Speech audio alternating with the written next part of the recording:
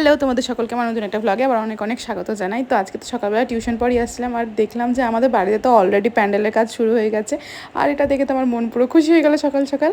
আর তারপরে বাড়ির যে একটু মানে একটু যা পরিষ্কারের কাজ ছিল সেই সমস্ত কিছু করে নিলাম, ভালো মতো পরিষ্কার করে নিলাম।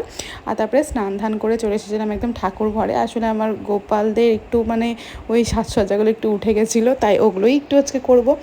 তাই তো ওদেরকে একটু ভালো মতো সুন্দর করে সাজিয়ে নিলাম। আর ওদের জন্মদিন বলে কথা, সাজতে তো হবেই।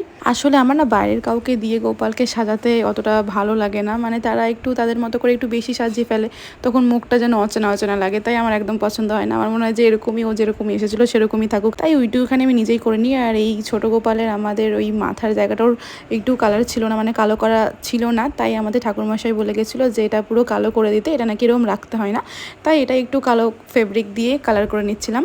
আর দেখো লাল ফেব্রিকটা না লাল কালার দেয়নি, পিঙ্ক পিঙ্ক হয়ে গেল, তাই যাই হোক যেমন হয়েছে ভালো তো লাগছে ব্যাস। আর তারপরে একটু ছাদে উপরে উঠলাম যে দেখি প্যান্ডেলের কাজ কতটা হয়েছে। তো যা দেখলাম ওই বাঁশ ফাঁস শুধু মানে লাগানো হয়েছে, বাকি আর কাপড় লাগানো হয়নি। আর তারপরে যা রোদ ছিল তাই আমি একদম পালিয়ে নেমে চলে এসেছি। ব্যাস, তো দেখা যাচ্ছে পরের ভিডিওটা, টাটা।